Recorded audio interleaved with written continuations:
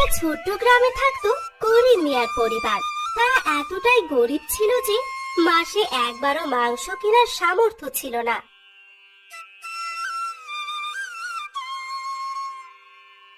একদিন আরিয়ান তার বাবার সাথে বাজারে যায়। মাংসের দোকানের সামনে দাঁড়িয়ে থাকে। তার মনে চাচ্ছিল খুবই মাংস খাওয়ার জন্য, কিন্তু তাদের কাছে তো টাকাই ছিল না। এই গরিবেরা শুধু তাকিয়ে তাকিয়ে মাংস খায়, মাংস কেনার কোনো মুরুদ নেই। এই তোরা আমার দোকানের সামনে থেকে সরে যা দেখি, তারা হলে আমার কাস্টমারের মাংস কিনতে ঝামেলা হবে। চল বাবা, আমাদের এখানে দাঁড়ানোর কোনো দরকার নেই।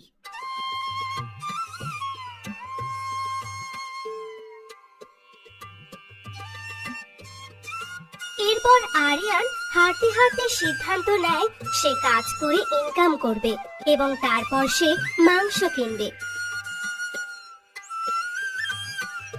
আজ শুধু ডাল আর ভাত। মাংস তো অনেক দূরের কথা মা, চাল জোগাড় করাই তো কষ্ট। আব্বা, আমি বড় হলে তোমাকে আর কষ্ট করতে দেব না।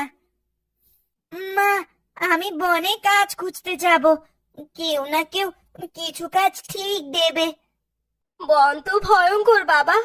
সৃষ্টিকর্তা তো সব সময় আমাদের সাথে আছেন, তিনি আমাদেরকে সাহায্য করবেন। মা, তুমি চিন্তা করো না।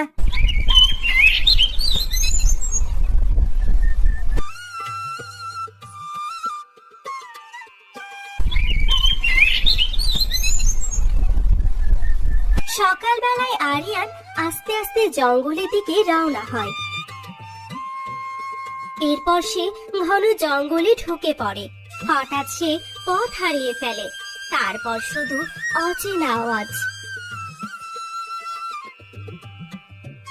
হে সৃষ্টিকর্তা, আমি কোথায় এলাম? আমি তো কোনো পথই খুঁজে পাচ্ছি না। আমি এখন কি সামনে যাব নাকি পেছনে যাব? আমি তো কিছুই বুঝতে পারছি না। এরপর সে সামনের দিকে হাঁটতে থাকে আর হঠাৎ করে তার সামনে একটি ডাইনি উপস্থিত হয়। ডাইনিকে দেখে আরিয়ান খুবই ভয় পেয়ে যায়। এই ঘন জঙ্গলে তুমি কিভাবে এলে বাছা? আর তোমার উদ্দেশ্য কি? ভয় পেও না বালক, আমি তোমার কোনো ক্ষতি করব না।